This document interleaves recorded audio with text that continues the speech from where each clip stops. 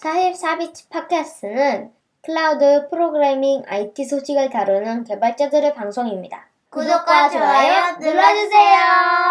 44비치 팟캐스트 132번째 에피소드 라이브 지금 시작하겠습니다. 네, 안녕하세요. 안녕하세요.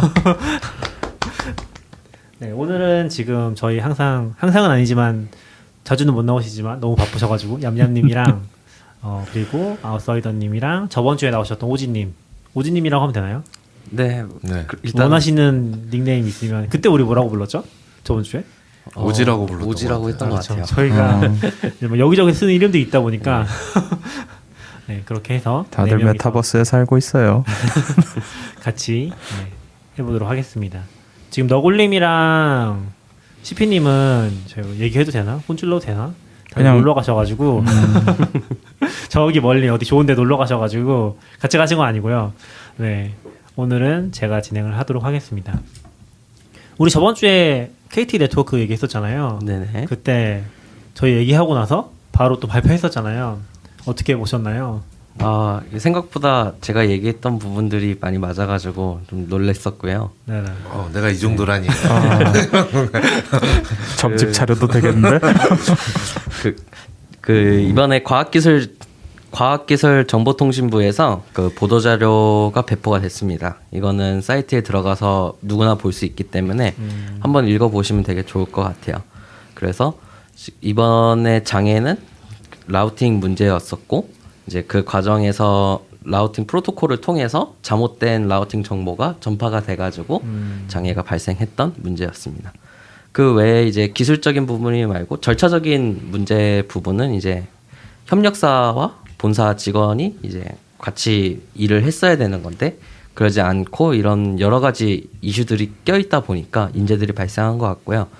기술적인 문제점 보도자료에서도 보시면은 그 사전 검증 단계가 존재를 했음에도 그게 이제 코드 레벨에서 막 기계적으로 검출을 하는 방식이 아니고 사람이 이제 그냥 보면서 검증을 하다 보니까 이제 대참사가 일어난 거죠. 그래서 실제로 이 명령어를 사람이 검증하는 과정에서 명령어가 누락된 거를 놓쳤었고요. 이런 과정에서 이제 그게 실제 프로덕션에 올라가면서 이슈가 됐다고 생각하시면 될 것 같습니다. 그게 뭐 저도 정확히 모르겠는데 막 기사들 보면은 엑시트가 빠졌다 막 그런 얘기도 있잖아요. 네네.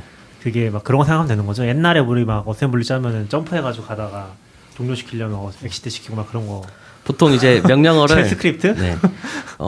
데이터베이스에다가 SQL 덤프를 밀어 넣는다고 생각하시면 좀 쉬울 것 같아요. 그러면은 이제 만약에 트랜잭션으로 데이터를 넣는다 하면은 비긴이 있고 엔드가 있는데 엔드를 누락한 거죠. 근데 또 다음 줄에 또 비긴으로 해서 다른 라우팅 정보가 있었고 그 값들이 이제 기존 값에 같이 밀어 넣어지면서 이슈가 된 것이 아닌가 추정을 하고 있어요. 아니면 그걸로 생각하면 되나? 그 C의 스위치 문이 그렇게 생겼었나? 그 중간에 엑시트 안 넣으면은 다음 거까지 실행돼 버리잖아요. 네, 맞아요. 정확하게 그런 케이스인 것 같아요. 저는 보통 옛날에 C 쓰면 네네. 파일 클로즈 안 하고 프로그램을 종료하면 옛날 C에서는 플러시가 안 돼서 파일이 데이터에 누락이 생겼어요. 근데 어느 순간부터 파일을 클로즈는 알아서 해주니까 엑시시 없어도 프로그램이 종료되면 알아서 됐는데 이게 되게 옛날 거라서 혹시 엑싯을 안 하면 플러시가 안 일어난 건가? 뭐 그런 상상도 했었어요. 저도 잘은 모르는데 보면 이제 네트워크 장비들은 또 자기들만의 막 스크립팅 언어 같은 것들이 있잖아요. 그런 거 쓰면은 되게 옛날 코드 같은 느낌의, 그러니까 프로그래밍 언어까지는 아닌데 명령어들 들어있고 간단한 조건 같은 거 들어있고 막 그런 식으로 쓴 언어들이 있더라고요. 저도 많이 안 써보긴 했지만. 오지님이 더 잘하실 것 같지만 네트워크에도 테라폼이 들어와야 되겠네요. 플랜 해본 다음에 이제 어플라이 해야 되는데 바로 어플라이 하니까 이런 문제가 발생. 제 생각엔 플랜해도 명령 없는지 모르고 그냥 올라했을 것 같은데 플랜하면 디프가 엄청 나오지 않을까요? 뭔지 잘 모르지만. 그래서 이번 보도 자료에서 공개된 거에서는 어떤 장비에서 어떤 명령어들이 어떤 것이 있는지에 대해서 디테일은 나오지 않았지만 이제 엑싯이 빠져 있었고 그 과정에서 외부 라우팅으로 가야 될 값이 내부 라우팅에 커밋이 됐다는 내용을 보면은 아마 이런 부분으로 추정이 됩니다. 그리고 보통 실제로도 네트워크 장비에서 이제 뭐 라우트 셋 뭐 이런 식으로 해서 트랜잭션처럼 마치 오픈을 해놓고 이제 라우트들을 쭈루룩 추가하고 뭐 엑싯을 쳐서 그 명령어를 끝내는 과정이 있었을 거예요. 그게 이제 누락이 되면서 아마 외부 라우팅 값이 들어간 걸로 추정을 하고 있어요. 아, 저도 그런 거 몇 번 봤던 것 같아요. 룰 셋업 같은 거 할 때 네네. 열고 룰들 다 집어넣은 다음에 얘기하는 것처럼 엑시트 하면은 그 앞에 룰 다 적용되는 맞아요. 그런 방식으로 그런 케이스지 작업하는 않을까. 케이스가 있더라고요. 근데 저는 여기서 잘 네트워크를 잘 몰라서 사실 좀 BGP도 저번에 페북 장애날 때 제대로는 아니지만 그때 이제 조금 공부를 한 건데 BGP랑 IS는 좀 뭔지 잘 모르겠어요. 네. 프로토콜이 다른 거잖아요. 네네. 근데 이쪽 프로토콜에 날 거를 이쪽에 넣으니까 왜 동작을 하죠? 프로토콜인데 아마 라우트를 넣는 부분은 비슷했을 것 똑같이 같고요. 생긴 네. 그러니까 똑같은 명령어랑 똑같이 생긴 거를 전달하니까 프로토콜이 다른데도 동작했으니까 문제가 된 아마 거잖아요. 그런 케이스지 사실 않을까 그냥 싶습니다. 프로토콜이 쳐냈으면 저는 약간 HTTP 요청을 잘못해서 gRPC 엔드포인트에 던졌더니 데이터 들어간 거잖아요. 추상화가 잘 돼 있는 거죠. 사실 이 정도면 같은 프로토콜 아닌가라는 생각도 저는 조금 근데 저는 프로토콜은 다 소프트웨어고 네. 그걸 받아들이는 하드웨어에서 그냥 어느 소프트웨어를 가지고 있느냐에 따라 처리를 하는 거니까 그냥 하드웨어를 레이어로 나눠놨지만 우리가 보통 어떤 레이어에 뭐 HTTP를 넣었는데 거기다가 다른 걸 넣었다라고 해서 그 레이어가 그거를 나는 이걸 안 받을 아이야 이렇게 막 하드웨어적으로 처리해 놓지 않는 한 그냥 돌아가긴 할 것 같아요. 아마 라우트를 넣는 신텍스가 비슷하지 않았을까. 뭐 테라폼으로 치면은 뭐 그런 거 아닐까 싶어요. 프로토콜은 타입 값으로 들어가 있고 그 이후에 있는 라우팅 명령어들은 다 라우트 뭐 이런 식으로 되게 추상화처럼 되어 있어가지고 그게 다 파싱된 거 아닌가 이런 생각이 듭니다. 그렇죠. 저도 뭐 하드웨어 레벨이나 라우터 레벨까지 들어간 했던 케이스는 거의 없어서 잘 모르긴 하는데 사실 그쪽이 분산이 진짜 잘 돼 있는 시스템인 것 같더라고요. 그러니까 우리가 거의 신경을 안 쓰는데 예를 들면 패킷을 이 안에서 어디다 보낼지 같은 것들을 프로토콜 결정을 하잖아요. 뭐 한 그쵸. 군데다 타겟팅해서 보내는 게 아니라 다 보낸 다음에 네 거면서 이런 식으로 하는 것도 있고 아까 얘기한 룰 같은 것도 다 자기들끼리 전파해서 쓰는 방식이 나온 것도 이제 다 컨트롤하는 게 아니다 보니까 그렇게 하는데 문제가 굉장히 커지고 컨트롤이 안 되는 이런 상황이 발생하는 거 아닐까? 근데 보면은 쿠버네티스도 보면은 그런 식으로 네트워크 관리를 많이 하더라고요. 이스티오도 실제로는 자기네들끼리 룰 카피를 하거든요. 그러니까 뭐 이 컨트롤 플레인이 있긴 한데 그거를 다 자기네들끼리 복사를 하고 해서 가지고 있는 걸로 알고 있거든요. 그러다 보니까 싱크 문제가 발생을 하는 뭐 좀 어려운 상태들이 발생하더라고요. 심지어 저는 이게 좀 딴 얘기긴 한데 이스티오 볼 때 되게 깜짝 놀랐던 게 이스티오라는 소프트웨어가 IP 테이블을 가지고 편집을 하는 게 너무 충격이었거든요. 우리가 일반적으로 생각하는 어떤 소프트웨어도 그런 식으로 컨트롤하진 않잖아요. 그러니까 IP 테이블을 뭐 랩핑한 케이스가 아니라면, 근데 거기는 아예 그걸 가지고서 라우트를 이제 쿠버네티스 클러스터 안에 있는 다른 서비스의 IP들 거기다 다 집어넣어가지고 통신하는 방식을 쓰더라고요. 그래서 효율은 되게 좋은데 되게 하드하게 움직이네? 라고 해서 깜짝 놀랐던 기억이 있긴 해요. 그런 것들을 보면서. 근데 네트워크 쪽은 그런 것들은 확실히 어려운 것 같아요. 생각보다. 그래서 약간 대기업들 보면은 라우팅 프로토콜, 그러니까 다이나믹 라우팅을 안 쓰고 무조건 스태틱으로만 관리하는 것도 약간 이런 케이스에서 리스크를 최소화하려는 거 아닌가라는 생각도 드는데. 그건 내가 명시적으로 무조건 그렇죠. 그 기기에 넣어줬을 때만 맞아요. 동작하는 그런 방식이군요. 근데 이제 일하는 사람 되게 피곤하겠네요. 그렇죠. 관리하기도 되게 힘들고 그런 것 같아요. 그래서 이제 다이나믹 라우팅 프로토콜이라고 하죠. 그게 이제 BGP나 뭐 ISS나 뭐 이런 것들이 있는 건데 이제 지금 같은 케이스에서 보통 이제 필터 같은 것도 걸 수가 있어요. 그래서 뭐 일정 부분에 있어서 뭔가 리스크가 있는 라우팅이 있으면은 뭐 쳐내거나 이런 또 브레이크 수단이 있는 걸로 알고 있거든요. 그런 부분이 조금 미흡하지 않았나 이런 부분도 있었던 것 같고, 보도자료에서도 나왔지만은 사전에 시뮬레이터 같은 걸 이용해서 돌려보고 그런 것들을 미리 볼 수 있을 텐데 그런 거를 제대로 하지 못했고 그런 테스트 베드가 없었다라고 기사가 났더라고요. 그래서 결국은 테스트를 제대로 해보지 않은 상태에서 해당 값을 프로덕션으로 무리하게 넣지 않았나 이런 결론이 납니다. 근데 궁금한 거는 그런 통신 기관망에도 테스트망이 또 있을 수 있어요? 되게 재현하기가 힘들잖아요. 우리도 그렇지만. 보통은 이제 그런 기관망을 아주 축소해가지고 내부적으로 그런 망들을 구축을 하는 거죠. 미리 해놓고서 네. 테스트 케이스 같은 걸 다 네, 돌린다든지. 맞아요. 그래서 그 실제로 테스트베드들 이렇게 통신사나 좀 대형 규모로 가는 곳들은 사무실만한 공간에다가 다양한 뭐 시스템들이나 장비들을 넣어놓고 이런 것들을 테스트할 수 있게 어떻게 보면 내부 랜인 거죠. 자체적인 네. 그 랜을 구축을 해가지고 이제 그런 것들을 테스트하는 걸로 알고 있습니다. 이거는 이 네트워크 어차피 전국적 사고가 난 거잖아요. 그렇죠. 네. 네트워크를 잘 몰라서 뭐 그런 쪽에서 가능한지 모르겠지만 뭐 제가 본 뉴스에서는 이제 KT 쪽에서 나와서 1차 책임은 하청업체 직원이 있고 2차는 우리가 책임을 관리하지 못한 사실 하나만한 말이죠. 사실 잘못은 이미 제가 그게 틀린 거 아니에요? 그러니까 그렇게 발언했다는 거가 저는 조금은 했고, 그러니까 우리도 사실 장애 많이 나잖아요. 그러면 사실 이거는 그냥 보통 IT에서 하는 거 보면 이제 이걸 시스템으로 해결할 방지를 만들어야 되는데 이제 결국은 걔가 절차 안 따른 거야. 딱 그냥 그 정도로 하는 것 같아서 사실 대책도 좀 그러니까 앞으로도 좀 걱정되긴 했어요. 앞으로도 좀 그렇죠.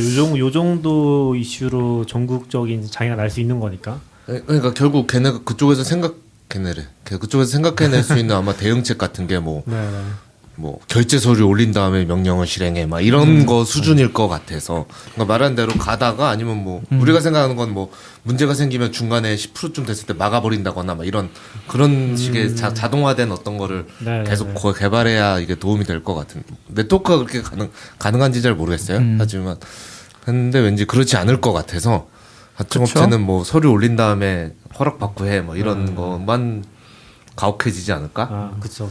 같은 걱정이. 그리고 아마 하드웨어가 노후화된 거 업데이트 제때제때 하기 힘들잖아요. 네트워크 시설은 게다가 KT 같은 정도면 정말 방대하고 그런 거 다 따지면 사실 이게 저는 좀 민영화 때문 아닌가라는 생각이 많이 들어요. 결국은 민영화하면 무조건 좋다 하는 사람들이 있는데 민영화 할 게 있고 안 할 게 있고 어느 부분은 필요하고 아닌 게 있는 건데. 이거는 그냥 단순히 하청 쓰고 뭐 비용 절감하고 어떻게든 수익을 내겠다 뭐 그리고 약간 기업들은 매년 수익이 늘어야 된다라는 강박 비슷한 게 있잖아요. 근데 이런 기관망은 수익이 늘리기 힘드니까 점점 더 이렇게 하청 쪽으로 가게 되는 거고 예전에 있었던 3년 전 화재도 그렇고. 그러면 그것도 재밌긴 하네요. 이 핵심적인 부분인데 그거를 하청을 줘서 뭔가 작업을 한다는 것 자체가 좀 재밌긴 하네요. 그러고 보니까. 근데 그 이유는 단지 수익성 때문인 거잖아요. 수익고도 이번엔 그 얘기 안 나오는데 저번에 목동 사고 났을 땐 그 얘기 많았어요. 그 지금 사장인지 목동은 뭐예요? 목동 화재. 3년 전 목동 아연 아연 화재 나서 3, 4년 전에 다 끊겼을 때. 그때든 이제 그 전에 지금도 대표인지 모르겠는데 그 KT 사장이 직원 다 자르고 해가지고 그 네트워크 선 관리 하나도 안 되고 있고 이제 더 이상 못 한다고 한 거에 이제 저는 약간 말씀하신 대로 연장선에 있는 것 같아요. 그러니까 그때 그것도 다 비용 절감으로 자르고 하청업체 하고 이렇게 한 거잖아요. 저도 그런 저는 약간 그런 생각이 들었던 게 어떻게 보면 이번 장애도 되게 큰 영향을 줄 수 있는 되게 핵심적인 부분이었던 거잖아요. 그거를 하청업체가 작업한다는 거가 약간 리스크가 되게 큰 거 아닌가 그렇죠. 이런 생각이 많이 들었던 것 같아요.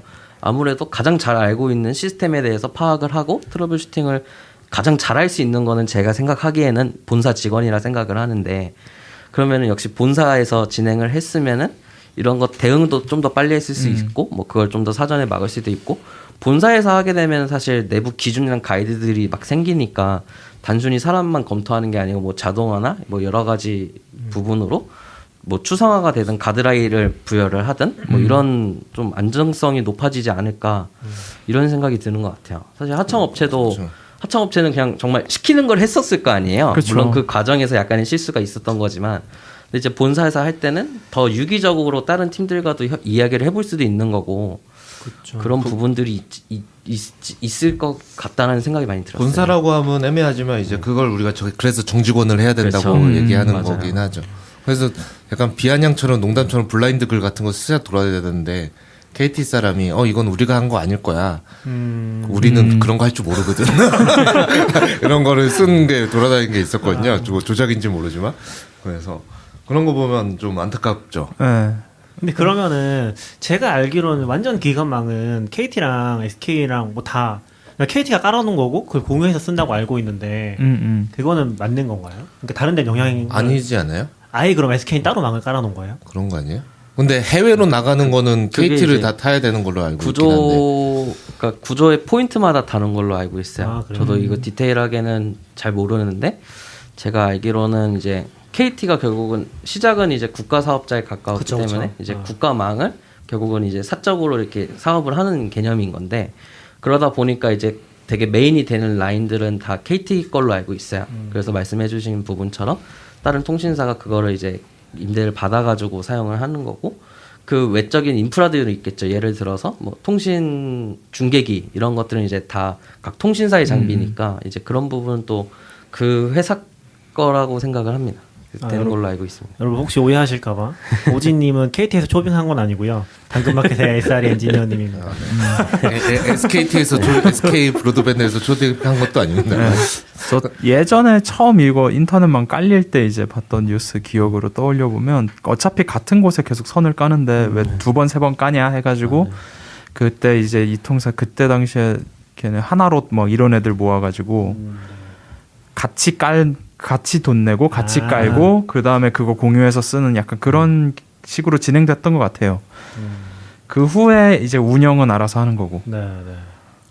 저는 이제 밥 먹으면서도 오지님이랑 요새 편하게 얘기하는 편하게 얘기하시면 됩니다. 오지님이랑 그런 얘기를 좀 나왔었는데, 그러니까 이럴 때 약간 IT에서 하는 접근하고 많이 다르구나 같은 생각을 많이 하는 게, 그러니까 장애는 막을 수는 없잖아요. 이 장애 너무 크지만 또 발생할 거거든요. 근데 마치 KT나 정부에서조차도 앞으로 이런 일이 없도록 하겠다.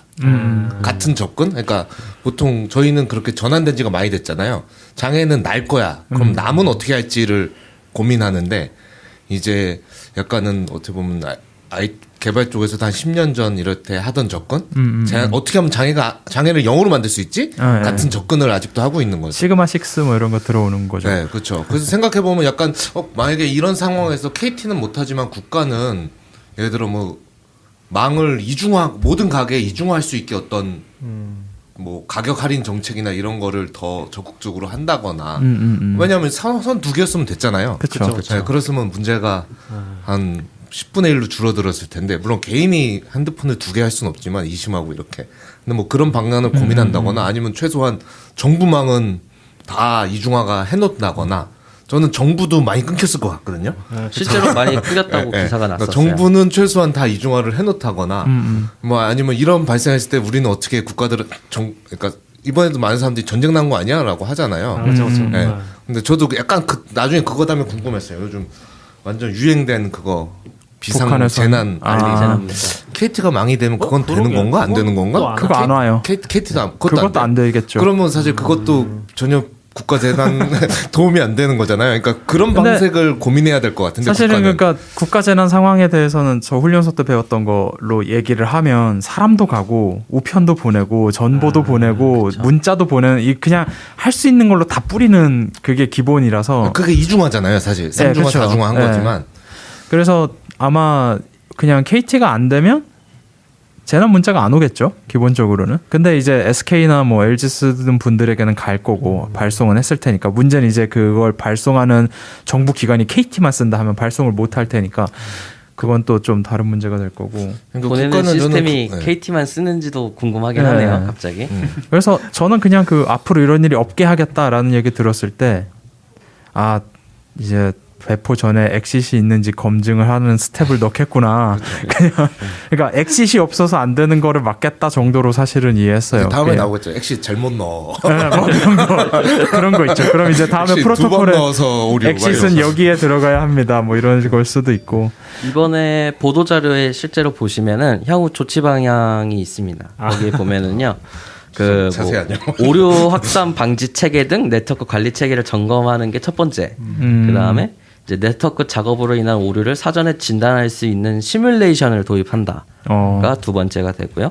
세 번째가 뭐 관제 센터에서 기술적 점검 체계를 구축하도록 한다. 뭐 작업 계획서나 이런 것들. 그다음에 이제 사실 네 번째가 좀 되게 당황스러웠었는데요. 이 내용이 뭐냐면은 라우팅 설정 오류로 인한 피해를 최소화하기 위해 주요 통신 사업자가 라우팅 작업을 할 때 한 번에 업데이트되는 경로 정보의 개수를 일정 수준 이하로 제한 등이 검토될 계획이다라고 적혀 있어요. 그러니까 이게 무슨 이야기냐면은 한 번에 라우팅을 10개 이상 못 넣는다 뭐 이런 식으로 기준을 만들겠다는 거예요. 그래서 저는 그래서 좀 이해가 안 가는 게 라우팅은 하나만 잘못 넣어도 장애가 생기는 건데 10개를 넣고 뭐 하나를 넣고 이런 숫자를 제한한다고 장애가 안 생기는 것도 아닌 것 같고 뭐 하나만 넣어도 그렇게 장애가 생기는 그런 건데 애초에 이 부분은 되게 좀 의미가 없는 것 같다라는 개인적인 생각이 있어요. 물론 이제 개수를 제한해서 이번에는 되게 많은 양의 잘못된 라우팅이 들어간 거니까 뭐 제한을 하면 어느 정도 확산은 방지할 수 있다고 생각은 하는데 약간 실리적인 해결책이 되는 건가라는 부분에서 저는 조금 의문이 들더라고요. 그렇죠. 그리고 저도 이게 사실 과기부 사실 좀 과기정통부라는 게 되게 어색하네요. 좀 과기부와 정통부였는데 그렇죠. 언제 과기정통부가 된 거죠? 저도 이번에 알았어요. 근데 과기정통부 이거 정부가 한 거잖아요. 네. 그러니까 저는 정부는 예를 들어 기관망이니까 책임을 물어야 되니까 뭐 벌금을 때린다거나 장애 내지 마라고 쪼는 거는 당연히 해야 될 일이지만 라우팅을 어떻게 업데이트할지는 그건 KT가 알아서 하는 거고 저는 이건 사실 이게 과기부가 그렇죠. 굳이 얘기할 건가 같은 생각이 있고 약간 정부가 법으로 가이드를 저는 줄 수는 있다고 생각해요. 그러니까 예를 들어서 지금 뭐 라우팅 개수를 제한한다 이건 좀 이상하긴 한데 네. 라우터 중에 10%만 먼저 배포한 다음에 이상이 없을 때 전체 적용한다 뭐 이런 식의 이렇게 하지 않으면 사업권을 주지 않겠다 뭐 이런 식의 가이드는 할 수 있을 것 같거든요. 그래서 요거는 저는 약간 그런 거보다는 국가는 뭔가 이중화를 한다거나 저는 사실 집 인터넷은 KT를 쓰는데 전화는 핸드폰을 쓰고 있어서 그 전화는 당시에- 핸드폰 전화는 핸드폰 쓰죠. 전화는 SK를 쓰고 있어서 당시에 그렇게 당황하진 않았거든요. 그냥 인터넷이 끊기니까 이건 됐는데 KT 그러고 나서 알았는데 그렇죠. 많은 사람들이 결합 상품의 노예로 살아서 이게 맞아요. 하나 죽으니까 다 죽더라고요.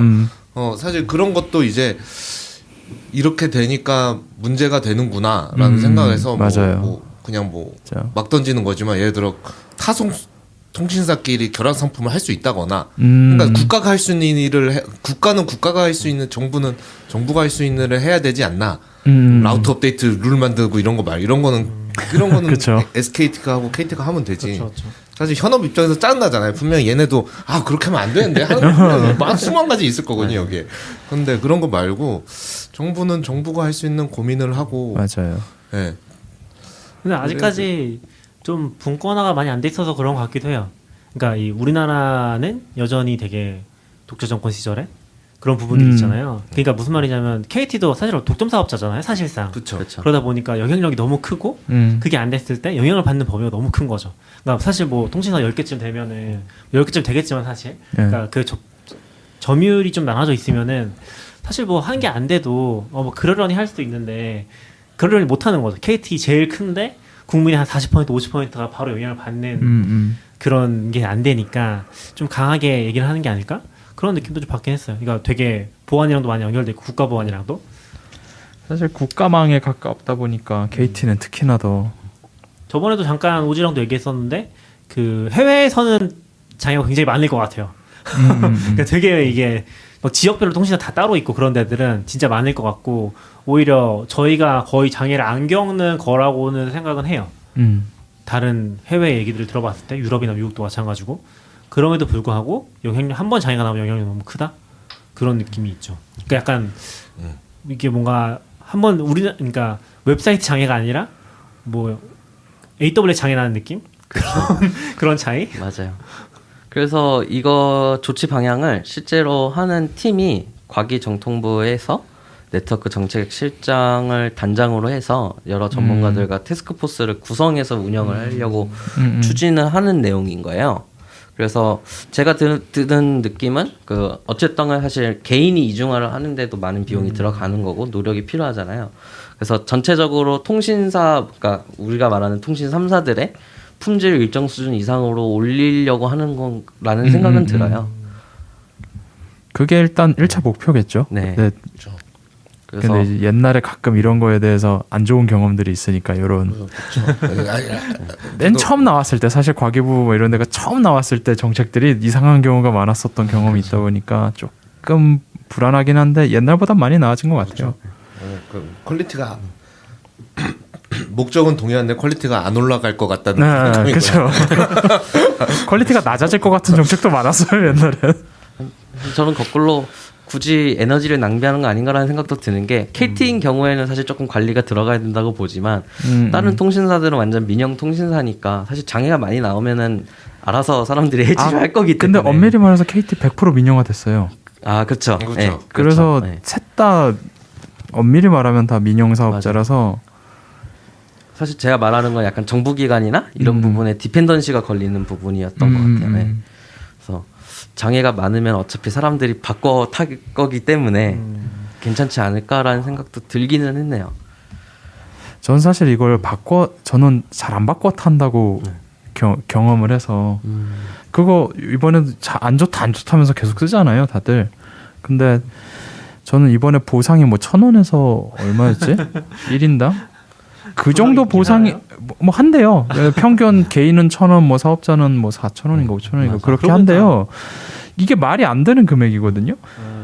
이 정도 장애를 냈으면, 그러니까 우리는 이런 거에 대한 보상이 가벼우니까 민영 사업자로 만들었으면 보상을 아주 그냥 제대로 해서 뭐 좀 이게 타격이 크게 만들어야 되는데. 그러면 또 이제 언론이 나서가지고 그렇게 하면 기업이 다 망한다. 그런데 그런 기업은 망해야지.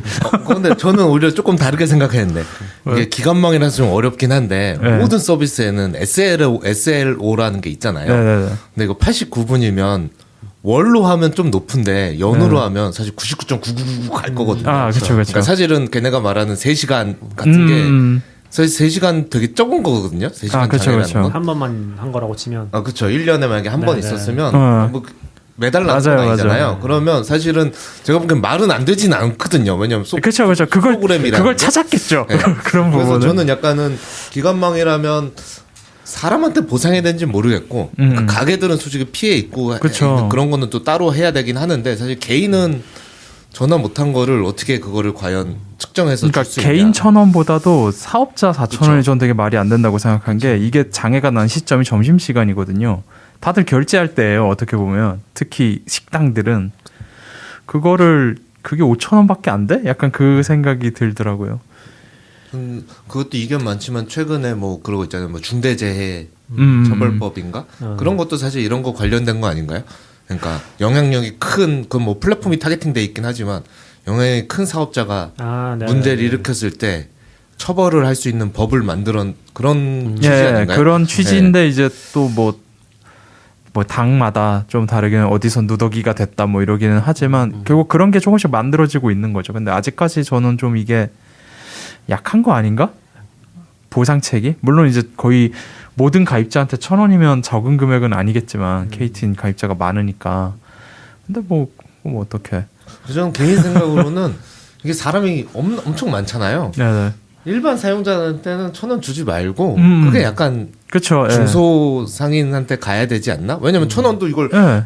천만 명 주면 금액 엄청나잖아요. 그렇죠. 네. 근데 그거는 사실 티도 안 나니까 그걸 다 주지 말고 중소상인 사업자가 제일 피해가 컸을 물론 거예요. 개인도 영업사원 이런 사람은 예, 피해가 그것마다 다 다르긴 피해가 있어서 하니까. 좀 물론 통할 것 같진 않아요. 나도 피해 입었는데 다 할 것 같은데. 아니 뭐 그것도 있지 않나요? 그 KT 도어락 같은 거 쓰시는 분들 그런 게 있는 거 같은데 네, 그 맞아요. 문이 안 열려가지고 아, KT 갇혔다고. 도어락을 쓰면 문이 안 열려요? 그것도 그 인터넷 KT에서 쓰는 통신을 해요? 왜? 보안 시스템이 있는데 정확히 모르겠어요. 아니, 근데 앱으로 여는 거는 네. 일단 안 됐을 거고. 그러니까 이제 NFC 태그 같은 거 치면 되는 거죠. 그냥 내가 그런 건될것 밖에서 같아요. 왜 밖에서 문을 여는지 정확히 모르겠지만. 근데 자체가 동작 안 했던 것도 있고 네. 이거 말고 전에 AWS 장애 났을 때 네. 유니파이에도 이제 도어 시스템이 있거든요. 네, 네. 그게 동작 안 해서 이제 갇혔다 뭐 그런 얘기도 있었고 약간 지금 IoT가 되면서 강하게 어떤 망에 의존하는 장비들이 있는 경우에 오동작을 한다든지 그렇죠. 아예 동작을 안 한다든지 이런 케이스들도 살짝 있는 것 같긴 해요.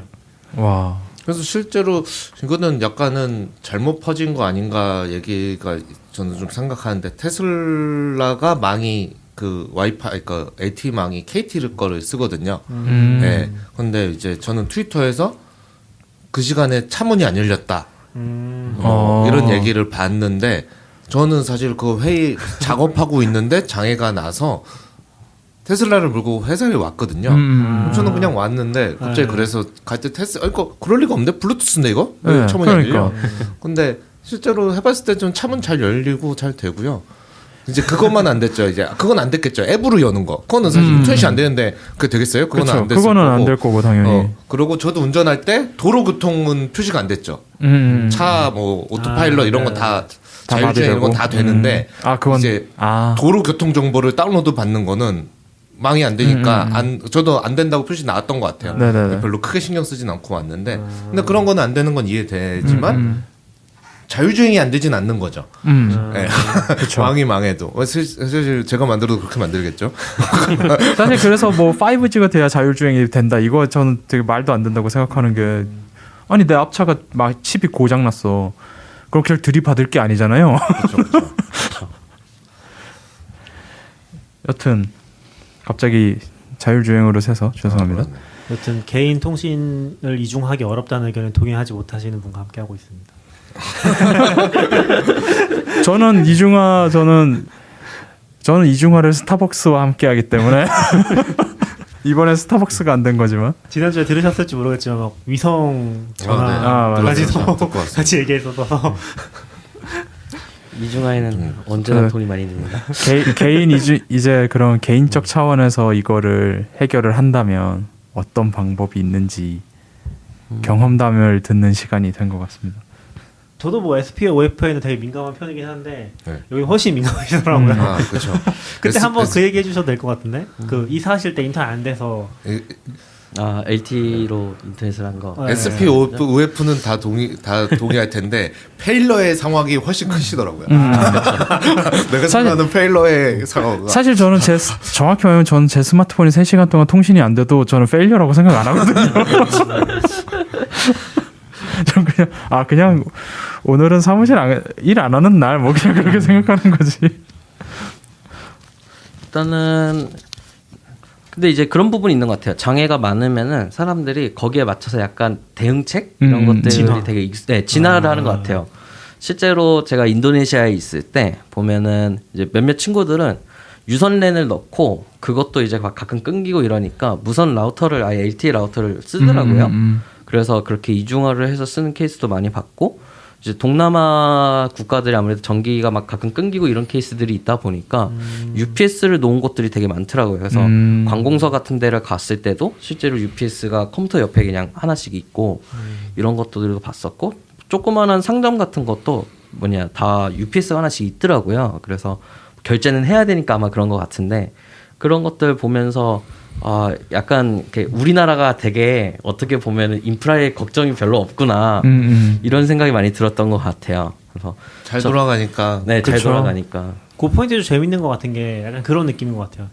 우리나라가 발전을 할 때, 예를 들면 전기가 굉장히 불안정할 때, 지금도 중국 뭐 베이징 같은 데서 한 몇 년 전에 일하셨던 분 얘기 들어보면 인프라가 진짜 열악하다고 했었거든요. 전기 막 계속 끊기고 이게 끊기는 것도 끊기는 건데 되게 불안정하게 들어오는 그런 게 있는 거예요. 우리는 뭐 그런 걱정을 하진 않잖아요. 저희가 불안정하게 들어와서 나갔다 들어왔다 그런 걸 걱정하진 않잖아요. 근데 그런 것들을 또 우리를 겪어왔을 거 아니에요. 근데 우리가 겪어왔을 때는 UPS라는 장비가 굉장히 고가였거나 쓸 수 없는데 방금 얘기하신 사례에서는 발전한 단계에 있지만 인프라는 UPS는 또 사다 쓸만한 가격인 거죠. 그러니까 약간 좀 교묘하게 하이브리드된 그런 느낌인 것 같아요. 그게 좀 재밌는 것 같아요. 실제로 동남아 가면은 되게 이름도 못 들어본 저렴한 UPS들도 되게 많아요. 안전한 거 맞나요? 네. 터지진 않겠죠? 그런 것들 보면서 약간 그런 환경 역시 사람은 다 적응을 하는 동물이구나. 그러니까 이런 생각이 들었었고. 저도 생각해 보면은 20대 중반 이후로는 정전을 겪어본 경험이 거의 없는 것 같긴 해요. 집에서. 그렇죠. 흔치 않죠. 그렇죠. UPS라는 장비 필요성을 아예 못 느끼는 거긴 하죠. 그렇죠. 한국에서는 진짜 그럴 일이. 근데 이제 한전이 몇 건 이제 크게 사고를 낸다. 그렇죠. 그럼 사람들이 UPS 하나 되는 거 아니지? UPS가 많이 팔리고. 그럼 이제 뉴스에서 UPS를 소개하겠죠. 이런 장비도 있습니다. 뭐 아니면 뭐 다 뒤에 집 위에 아파트는 앞으로 태양광을 다 설치한 뒤 아파트용 UPS를 둔다 뭐 이런 이런 식의 얘기가 나올 수도 있겠죠. 태양광 괜찮은 UPS가 될 수 있겠는데요? 밤에는 안 되니까. 아니, 낮에 충전해 보통 주면 이제 되는 거. 그러니까 ESS 그래서 같은 태양광 UPS는 옛날부터 좀 많이 얘기가 되던 거였긴 했었어요. 저는 이제 사고로 정전은 진짜 기억이 없네요. 그러니까 공지하고 하는 거 말고 뭐 점거 때문에 뭐 2시간 동안 전기 그런 건 그러니까 진짜 그런 없다. 거는 가끔 있었는데 사고 아예 그냥 뭐 한전이 문제 일으켜가지고 한전이 문제를 일으키기보다 이제 하늘이 노해서 뉴스에서 본거 같기도 하다. 하늘이 뉴스에서 노해서 보시겠어요. 벼락 네, 맞아서 뉴스에서 본 적은. 뭔가 폭발하거나 뭐 그래서 특정 지역이 일시적으로 그쵸. 한 그럴 거죠. 두세 시간 저는 내에서 기억나는 2, 3일 거는 약간 그런 거 어릴 때 초등학교 정도 때 이제 태풍 오면은 약간 정전되곤 하는 케이스가 좀 많았던 것 같아요. 아 근데 지금은 뭐 전혀 생각해 보면 사실 요즘엔 태풍이 와도 홍수가 잘 안 나요. 그래서 그런가? 그러니까 그만큼 그쵸. 인프라가 좋아졌다는 얘기예요. 제가 살던 그쵸, 동네 그쵸. 저 제가 노원구 이제 북쪽에 중계동 쪽에 살았었는데 네. 태풍이 오면 일단 중랑천이라는 천이 범람을 합니다.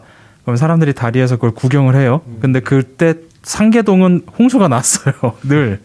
근데 그런 게 배수 시설 이런 것도 엄청 많이 엄청 좋아진 거죠. 진짜 다 좋아진 저도 거예요. 골목 조금만 하는 데는 다 물 이렇게 돼서 어렸을 땐 신나잖아요. 그럼. 네, 그렇죠. 막 도로에서 물이 흘러내리는 거 발로 밟고 다니고 막 이런 거 너무 재밌죠. 곳이 아. 없으니까 그럴 때는 재밌게 놀았죠. 근데 그러다가 요즘에 우리 불만은 비가 오면 인터넷이 느려진다. 이런 이게 불만으로 바뀌었잖아 지금. 그것도 너무 신기한 것 같아요. 인터넷 느린데 비 오나? 그렇게 바뀔 정도로 우리 상황이 바뀐 거죠, 사실은. 그렇죠. 근데 사실 사실 어떻게 보면 좋아져서 UPS가 필요 없어진 거죠. 우리도 그렇죠. 계속 그랬으면 UPS가 다 하나씩 집에 있을 텐데. 그러니까 어떻게 보면 KT가 K3 2통 3사가 워낙 잘해가지고 그런 것도 있죠. 하나가 한 번 잘못하니까 아니 더 완벽해야 돼. 이럴 수가. 그래서 저 같은 경우에는 지금 UPS가 일단 하나가 있고 이제 그 유선망 하나에 무선망 하나를 이제 다른 통신사를 이용해 가지고 구성이 되어 있어요. 무선망이란 건 핸드폰 네, 핸드폰 말고 지금 LTE 개인 지금 네, 얘기하시는 거죠? 네, 맞습니다. 그래서 LTE로 백업이 되어 있는데 저 같은 경우에는 사실 UPS를 사고 후회를 하진 않았어요. 왜냐면은 그 사실 다른 분들은 정전 났다는 이야기가 없으셔가지고 그런데 저 같은 경우에는 아직 이제 자취를 하면서 원룸을 많이 다니기도 했었고 그래서 그런가 꼭 한 번씩 순단이 일어났었거든요. 전기가 한 번 뭐 5분 10분 이렇게 내려갔다가 예고도 없이 그리고 올해 여름에도 한 번 전기가 순단이 나가지고 에어컨이 꺼진 적이 있었어요. UPS 덕분에 이제 컴퓨터나 서버들은 잘 그런 일이 있다고요? 그러니까 이게 그런 걸 수도 있어요. 그러니까 UPS가 없는 게 아니라 사실은 아파트 단에서 있다든지 맞아요. 뭐 건물 단에서 있다든지 그럴 그래서 수도 더 못 있죠. 그럴 느끼는 수도 걸 있죠. 수도 있긴 해요. 맞아요. 그래서 약간 지역별로나 거주 환경별로 조금 다른 것들이 그럴 있지 수 있죠. 않나? 그리고 그런 케이스도 있었던 것 같아요. 저는 안 겪어봤었는데 아파트 수전 설비에 문제가 있어서 전기 자체는 문제가 없었는데 아파트에만 공급이 안 되는 케이스가 있었던 적도 있더라고요.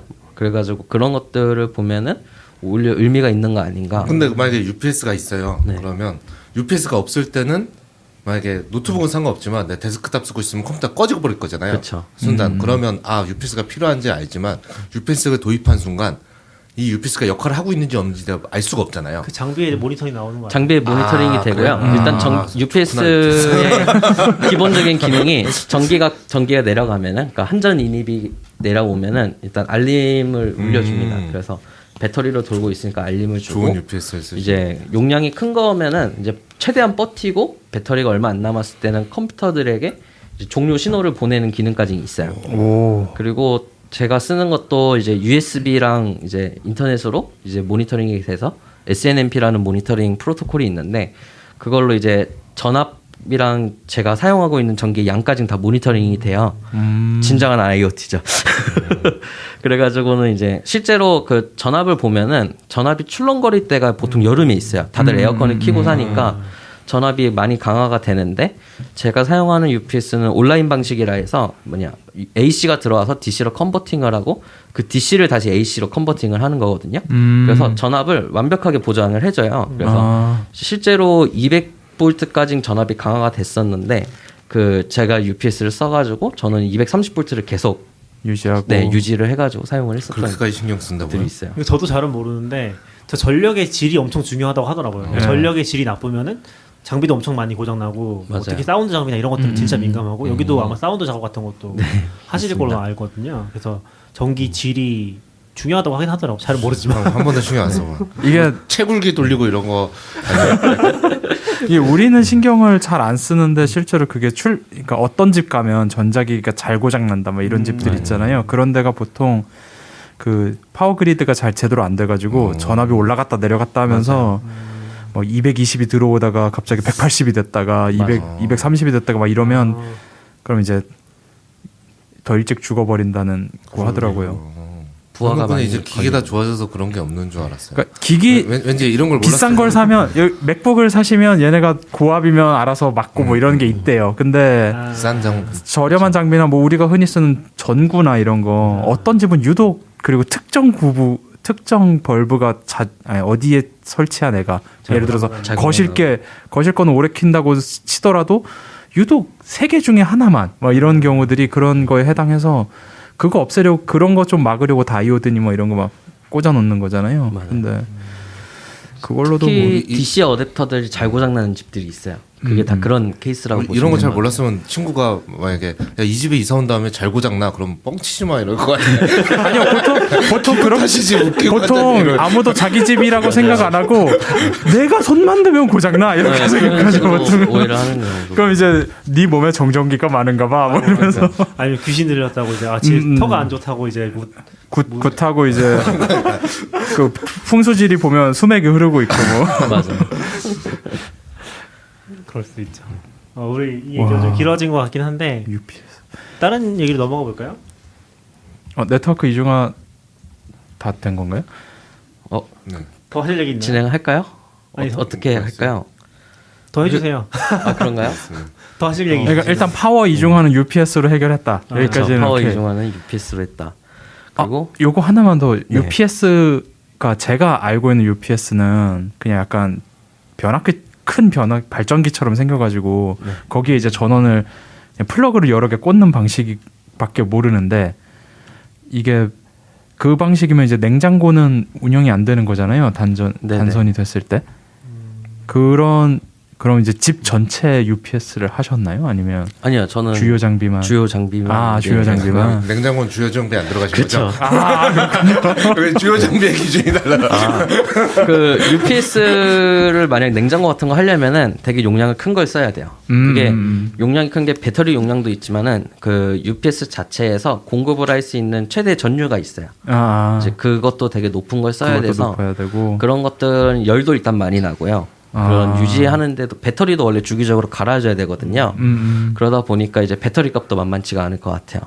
그리고 냉장고는 결정적으로 전기가 나가면은 안 열면 됩니다. 그렇죠. 그러면은 웬만한 시간은 생각보다 보존이 잘 되기 이틀 정도 때문에 버티더라고요. 뭐 24시간 정전되는 건 아닐 테니까. 맞아요. 아니면 전기차 같은 걸 UPS로. 그 현대차에서 그것도 가능할 것 같은데. 우리는 수소차로 집을 밝혀요 이거. 그래서 UPS 저 같은 경우는 그래서 UPS가 지금 라우터랑 스위치 같은 것들이랑 서버랑 제 거 맥민이랑 그다음에 그 라인을 다 뺐어요. 책상이랑 이제 서버 렉이랑 막 구분을 해가지고 다 뺐고 그래서 전기가 꺼져도 전기가 내려가도 저는 인터넷 그 음악을 들을 수 있습니다. 스피커까지 다 연결이 되어 있어서. 그러고 보니까 지금 얘기해서 생각이 난 건데 전기 얘기하니까 네. 자동차에도 220V 뺄 수 있잖아요. 네. 차들 네, 중에서. 네, 네네. 근데 그거는 또 그냥 모든 거 다 쓸 수 있는 게 아닌 것 같더라고요. 그거는 그래요? 이제 인버터의 종류에 따라 다른 건데요. 그래서 거기다가 또 뭘 달아가지고 뭐 예를 들면 포트 같은 거 쓰려면은 열을 많이 쓰잖아요. 그런 걸 쓰려면 또 딴 걸 달아서 써야 된다고 하더라고요. 뭔가 뭘 쓰는 포트요? 포트. 뭐 전기 전기 라면을 포트. 끓여 먹는다거나 이러려면 네. 그뭐 시가채 꼽아서 안 맞아요, 된다는 맞아요. 거죠. 네. 그런 거는. 근데 캠핑 하시는 분들은 그거를 엄청 뭐 하시는 것 그래서 같더라고요. 이걸 맞아요. 사는 거구나. 그것도 UPS와 비슷한 개념이에요. 배터리로 어느 정도 전류를 같이 땡겨주는 건데 이제 그 또 인버터도 종류가 두 가지가 또 있습니다. 그 퓨어 사인 웨이브라고 하는 게 있고 어려워. 이제 갑자기 학교 온 것 같아. 전기가 이제 한전이나 이런 일반 전기는 이렇게 사인 웨이브를 그리고 있는데 이제 보통 저렴한 인버터 같은 경우에는 이제 네모나게 스퀘어 형태로 해가지고 유사 정연파라고 하던가 그럴 거예요. 한국어로는. 그래서 이제 그런 것들은 이제 예민한 기기는 또 못 쓰는 그런 것들이 DC를 있어요. 완전히 AC로 바꾸는 형태가 아닌 거예요. 네, 맞아요. 그 레귤레이팅 방식이 조금 다릅니다. 그래서 아무래도 유사 정연파가 더 저렴할 수밖에 없고 그런 것들 자체도 또 장점이 있기는 해요. 뭐 SMPS 같은 일반 DC 어댑터 같은 것들을 사용하는 문제가 전혀 없고, 근데 선풍기 같은 것들은 좀 문제가 있을 수도 있죠.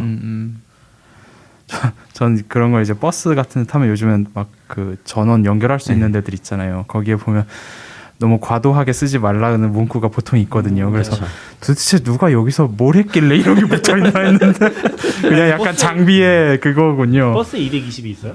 그런 경우 그런 애들이 있어요. 그래서 버스나 노트북 비행기에 충전이나 보통 요즘 달려서 비행기나 나오더라고요. 그 기차는 본 것 같은데 네. 버스도 있는 것 같더라고요. 그래서 아. 근데 이제 뭐 가만 보니까 스마트폰 충전 뭐 이런 건 되는데 노트북이나 뭐 이런 것까지는 못 하는 것 같고, 그래서 그때 보면서 또 누가 뭔 짓을 했나 이랬는데 거기서 누가 포트 연결 전기 포트 연결해서 라면 끓여 먹고 막 이러다가 버스가 선 나가다가 막 그랬는데 그건 아니군요. 없어야 될 것 같아 그렇게 생각하면. 그렇죠. 전기 버스도 아니고. 그렇죠. 아 위험하긴 하네. 아무튼 그런 것도 있더라고. 저는 찾아보니까 캠핑 이런 거 뭐 하진 않는데 궁금해가지고 뭐 250V를 쓸 수 있는 건가 궁금해 찾아봤었거든요. 아무튼 대용량 보조 배터리 같은 거죠. 그렇죠. 캠핑 쓰는 거. 이렇게 큰 거 사가지고 파워 스테이션이라고 게다가 보통 하더라고요. 기왕 커진 김에 컴퓨터도 넣고 그래가지고 이런저런 컨트롤도 그럼 되고. 전기차 220이 있으면 쓸 수 있겠죠? 그건 아닌가? 그게 그건 결국은 다 인버터에 인버터를 뭘 거라서, 달아주냐. 아, 인버터를 어떤 걸 쓰냐가 그 중요한 거. 테슬라 사이버 트럭이 그게 되잖아요. 아 그래요? 물론 한국엔 안 나와서 아마 110만 될 텐데 네. 미국에서 어쨌든 그게 그 사이버 트럭이 방탄인 이유도 길 가다 어차피 가다가 어디서 밖에서 잘 텐데 총 맞으면 안 되니까. 그래서 근데 거기서 이제 뭐 노트북도 충전하고 일상생활도 어느 정도 할 수 있게 하려고 110V 연결이 되게 돼 있거든요. 그래서 노트북 충전 이런 거 된다고 들었어요. 어떻게 만들었는지 모르지만 그 노트북은 뭐 제 기준에서는 그렇게 전력을 많이 먹는 기기는 아닐 것 같아서. M1이 나왔으니. 네, 근데 테슬라 같은 경우는 사실 인터페이스가 시가책밖에 없으니까 저는 일반 차랑 전기차여도 그러니까 빼서 쓰는 건 그렇죠. 똑같은 형태가 아닐까? 그 생각이 사이버 있고. 트럭은 뒤에 이제 그 트럭 쪽 뭐지?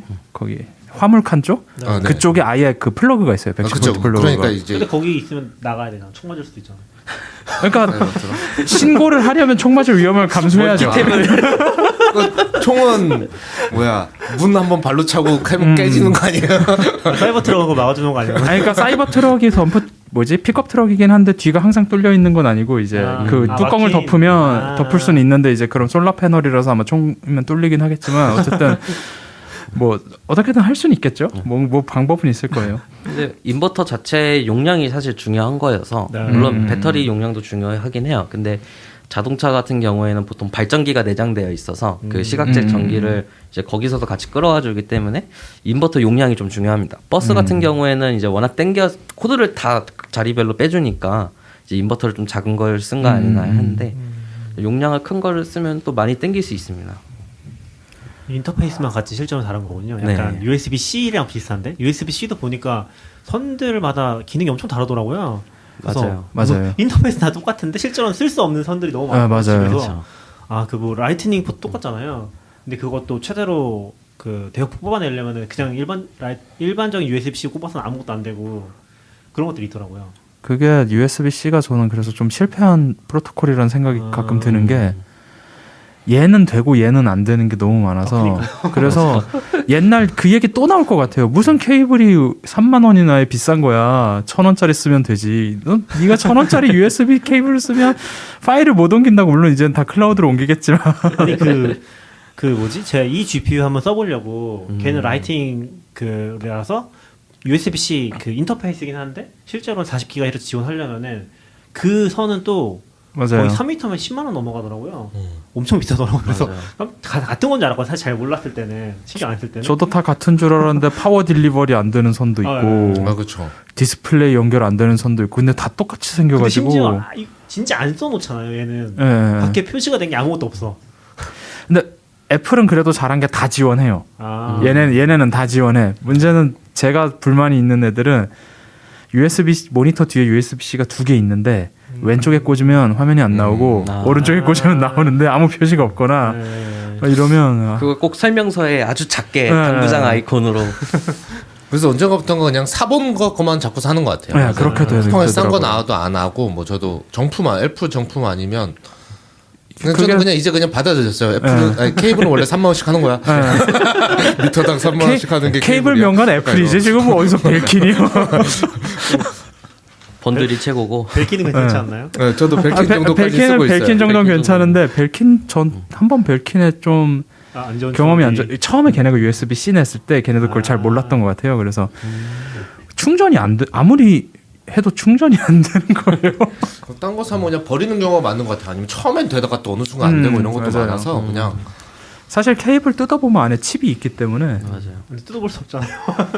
뭔지 모르겠어요. 지금 그러니까 고장 나면 망치로 두들겨 보세요. 그러면 칩이 그러니까 들었더라고요. 사실 이제는 익숙해졌다고 했지만 애플도 처음에 나왔을 때는 이 케이블이 왜 이렇게 비싼 거야? 맞아요. 했는데 딴 걸 사보면 이게 만들기 어려운가 보다. 그걸 5천 원 가지고 못 만드나 본데? 야, 1,000원짜리 라이튼 케이블 30개를 샀는데 27,000원짜리 하나 달 동안 더 빨리 다닐래? 뭐 이런 거. 아니 우리도 네트워크 얘기는 또 다음에 한 번 더 모셔서 얘기해야 될 것 같고 이 네. 네트워크 지원까지 좀 더 길어질 것 같아서 그 얘기 나와서 말인데 이제 광택용 천에 대해서 어떻게 생각하시나요? 강택용 천은 그것도 애플의 기술력이 들어간 기술로 들어가지만 원래 강택용 천 좀 비싸지 않나요? 아니 그 애플 광택용 천은 쉴드를 칠 수 있어요. 아 그래요? 네, 이거는 저도 되게 궁금해가지고 왜 이런 걸 만들었지 이러면서 이제 찾아봤는데 애플의 XDR 모니터가 있잖아요. 그게 그 나노 코팅인가 그거를 하면은 그 극세사로도 하면 그게 벗겨진대요. 그 손상을 입을 수 있다 하더라고요. 매뉴얼에는 그렇게 적혀 있는데 실제는 모르겠어요. 그래가지고 그거를 그 천으로만 무조건 닦아라라고 가이드가 되어 있대요. 어렵다. 그래서 그 천이 극세다보다 더 미세한 뭐 그런 거라고 하더라고요. 저도 막 엄청나게 막 알아보진 않았는데 그래서 약간 그거죠. 우리 제품을 쓰려면 우리 것만 써. 그런 생태계가 강제로 나온 케이스인 것 같아요. 그것도 있어요. 그런 천이 없었던 건 아니거든요. 맞아요. 옛날부터 있었는데 그냥 애플이 이거 우리도 팔자. 그렇죠. 아마 CS를 많이 받았겠지. XDR 화면이 점점 금이 가요. 막 이런 걸 받았겠죠. 그러니까 이제 이거를 우리 고객들은 우리 스토어 외에는 아마존이란데 안 들어가나 이러면서.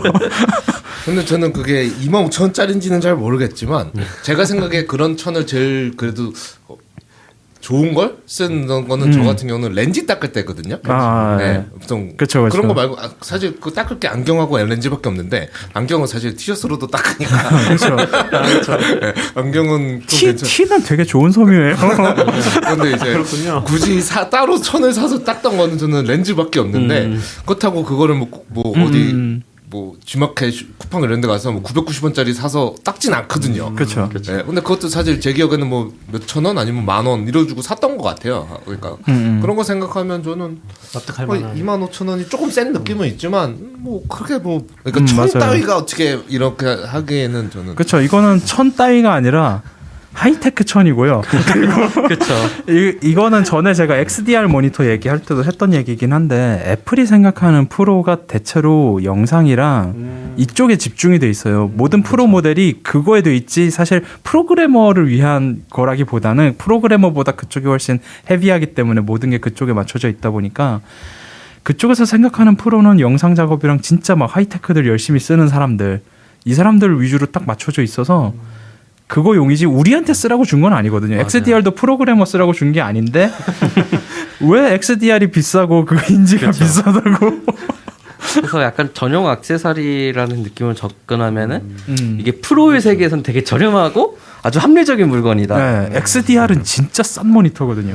사실은 사실 애플도 그런 관점에서 보면 되게 싼 브랜드잖아요. 네, 완전 싸죠. 저렴하고 오히려 가성비 브랜드예요. 가성비로 최고죠 지금은. M1이 이번 M1 프로도 그쵸, 지금 맞아. 완전 왜 이게 안 나와 그렇죠. 한국에? 그렇게 생각하면 납득하죠. 네.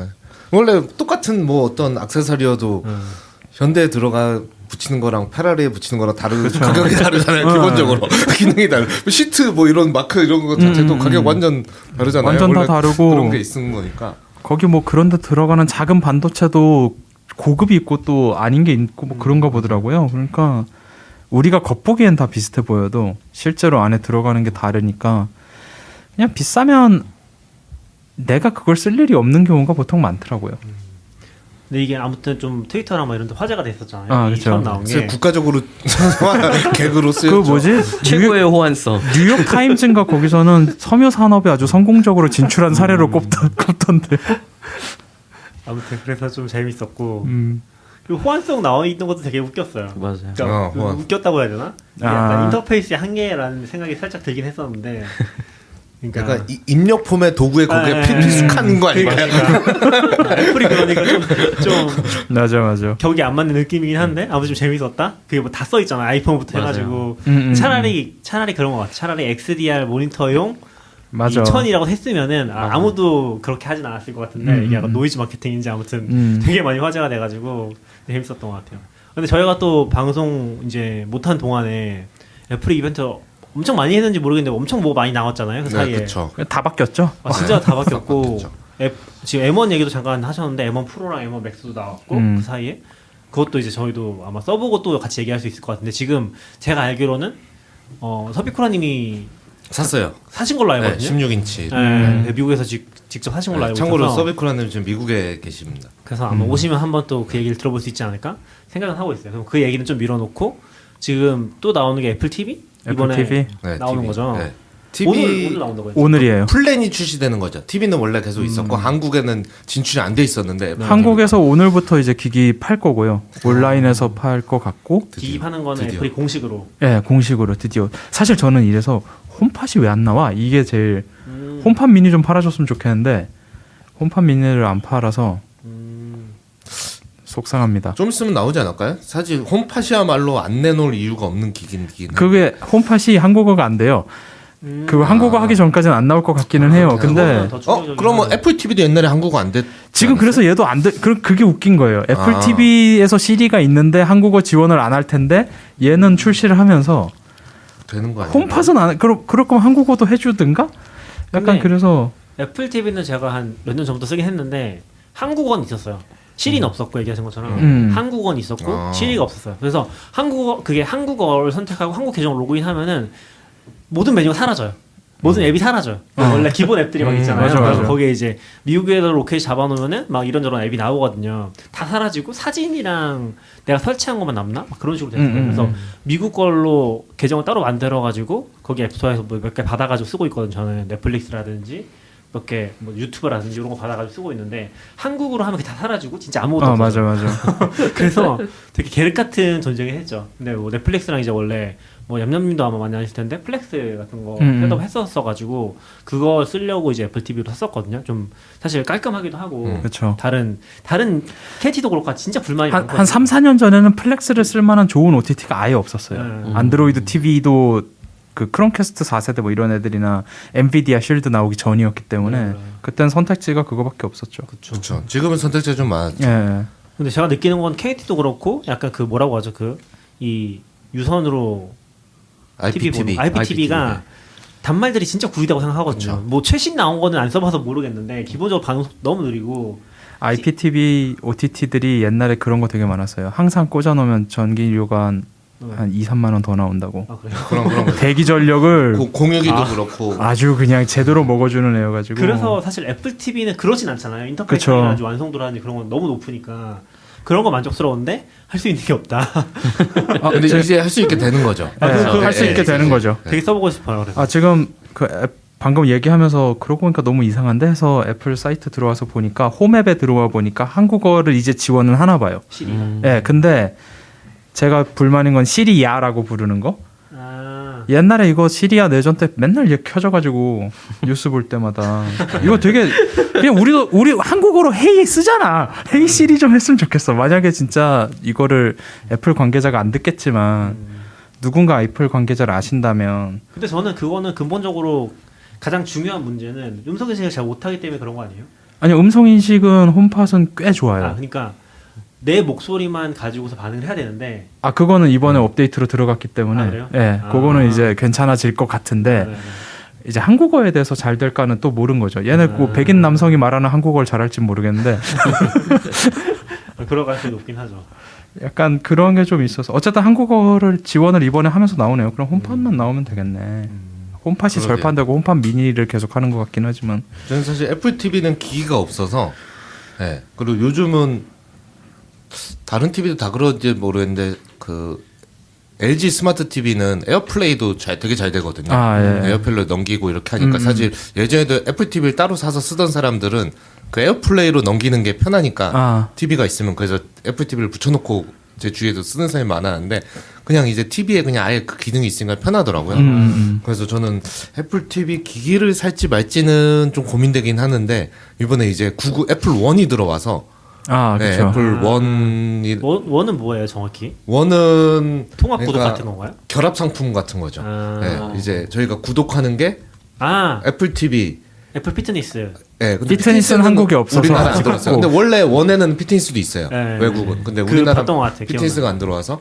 근데 우리가 구독하는 게 아이클라우드 용량도 돈 내고 애플 뮤직도 돈 내고 애플 TV도 돈 내고 애플 아케이드 구독 모델이 이렇게 있는데 요거를 다 합쳐서 파는 게 애플 원이라는 플랜 한꺼번에. 저는 그래서 이게 정 반대로 생각해서 애플 원 일단 좀 밀어놓고 네. 그 뭐라고 해야 되지? 애플 TV에 KTIP-TV 앱이 나오면 좋겠다. 그런 느낌으로? 그러면 그 앱이 진짜 못쓸 앱이 될 거예요. 그런 생각을 좀 했었어요. 저는 반대로 생각했는데 LG TV에 애플 TV 앱이 있었으면 좋겠는데. 그건 들어갈 것 같아요. 그거는 안 돌아갈 것 같아요. 그거는 안 넣어줄 것 애플 같은데. TV 그 앱은 들어가는 거 아니에요? 앱은 딴 데 안 들어가는 건가? 아니요, 애플 기기에밖에 안 들어있어요. 아니요, 그 안드로이드랑 이런 데도 이제 들어가는 것 같아요. 그래요? 왜냐면 컨텐츠를 파는 그거기 때문에 요건 들어가는데. 그래서 가능성은 없지 않은데 애플 TV 기기를 사느냐 마느냐가 고민되는 분들에게 해드릴 수 있는 말 중에 하나는 프로젝터가 아니라 이제 텔레비전을 쓰시는 분들이라면 애플 TV랑 아이폰을 이용해서 화면 캘리브레이션이 되거든요. 그게 무슨 말이에요? 그러니까 색감을 맞출 수 있다고. 그러니까 화면 캘리브레이션 이제 화면에서 주변에 내 빛이나 상황이나 혹은 이 기기의 특성에 따라서 빨강색이 좀 약할 수도 있고 뭐 녹색이 너무 셀 수도 있고 뭐 그런 사전 세팅이 있어요. 그거를 이제 캘리브레이션 기능을 키면 화면에 이제 아이폰을 여기다가 대라 하면 아이폰에 있는 프론트 카메라 가지고 색을 쭉 읽어서 이 TV의 특성은 요러 하니까 요렇게 보여주면 되겠다 해서 좀 유사 HDR까지 해주는 거를 해줘요. 그래서 안드로이드 TV도 이걸 했어야 됐는데라는 생각과 그거는 애플 TV로 송출되는 화면 자체를 바꾸는. 그렇죠. 그러니까 TV 설정이 아닌 거죠. 예, 요거는 착각하면 안 되는 게 내가 그냥 TV 기능으로 보는 거는 색감이 하나도 안 바뀌는 거고 애플 TV를 통해서 보는 거는 전부 다 그때만 해주는 트루톤 보는 느낌이네요. 저 지금 그런 들어서 그러면 하루만 빌려서 캘리브레이션 하면 되는 거 아니야? 생각을 잠시 했는데 안 되는 거야. 애플이 똑똑하네요. 근데 실수로 텔레비전 엉뚱한데 해가지고 화면이 안 나오게 되거나. 그럼 이제 다시 하면 되죠. 뭐 평생 한 번 하기 이런 게 아니니까. 그래서 그런 용도로 그러니까 내 TV가 HDR을 지원하지 않지만 HDR의 느낌을 좀 받아보고 싶다 하면 애플 TV가 좀 용도가 있는 거죠. 근데 HDR 지원해도 그런 기능이 있으면 좋은 거 아니에요? 뭐 캘리브레이션은 쓰는 사람들은 이거 없으면 못 산다라고 말을 하니까 입문을 하시면 계속 써야 되니 입문을 영원히 안 할 생각을 하시거나. 근데 거기에 만약에 뭐 프로젝터도 물리고 캠핑도 가고 뭐 이런 사람들은 프로젝터는 할 수가 없어요. 아 그래요? 프로젝터에는 캘리브레이션을 일단 할 수가 없어요. 그렇군요.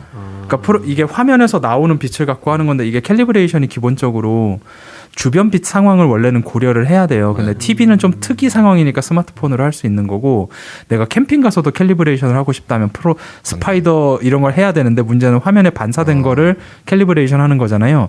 근데 스파이더를 화면에 올리면 프로젝터 화면이 스파이더가 막을 거잖아요. 그래서 그냥 안 돼요. 프로젝터는 캘리브레이션 대상이 아니에요. 눈으로 하는 거 정도? 요즘에는 그러면 동적 캘리브레이션이 필요한 거 아니에요?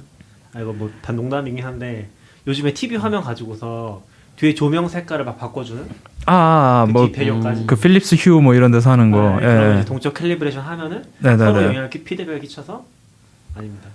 그거 근데 보통 그거를 안 하겠죠. 캘리브레이션 하는 사람들은.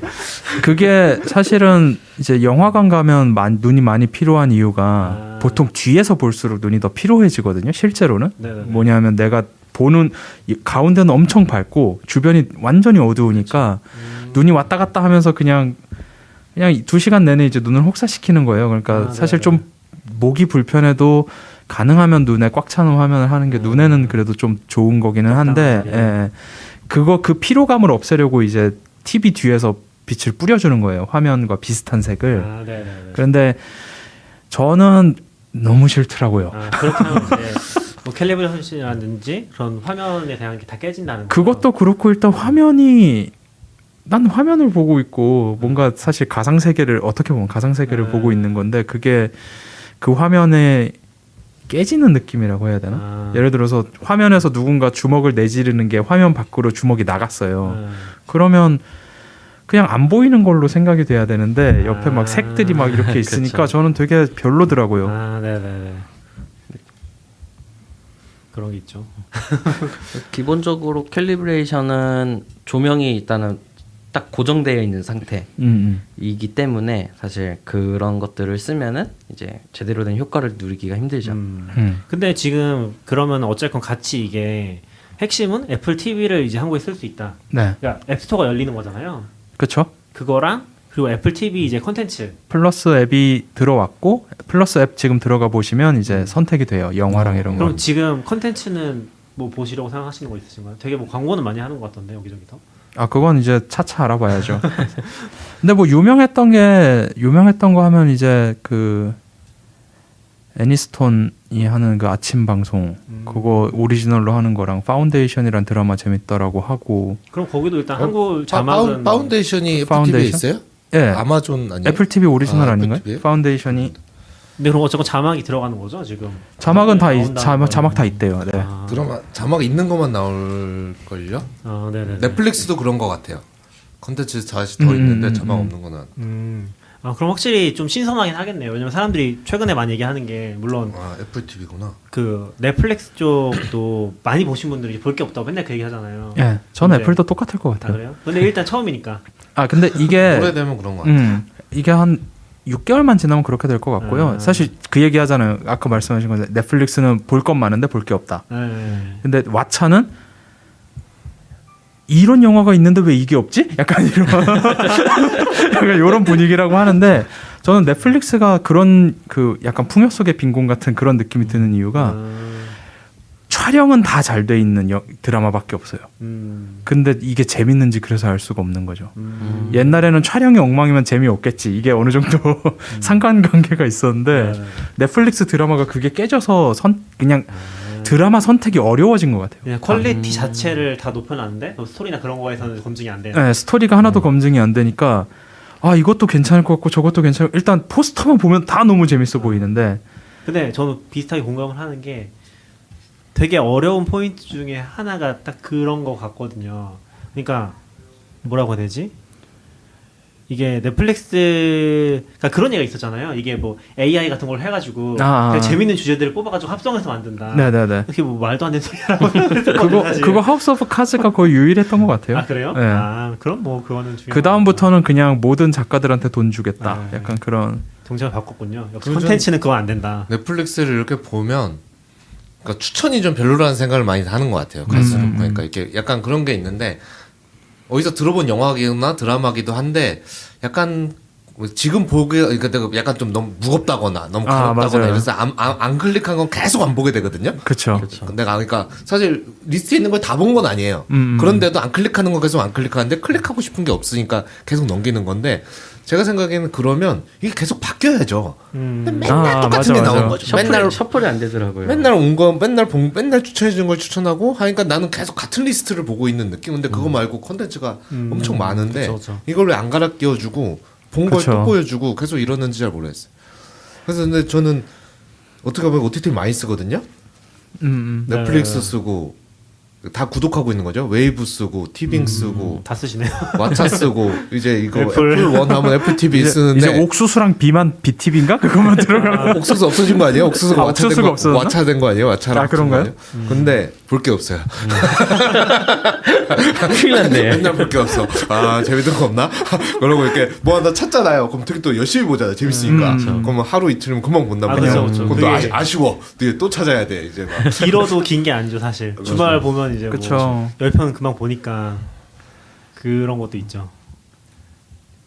지금 조병기 님이 왓챠 파티? 요거 쓰면 장거리 연애하는 커플에게 되게 좋다고. 워처 파티가 뭔가요? 그거 여럿이 같이 보는 거예요. 아, 그러니까 네. 그 그 텔레파티 원래 넷플릭스 파티로 만들어진 서드 파티인데 그거 나눠서 보는 거요? 비용.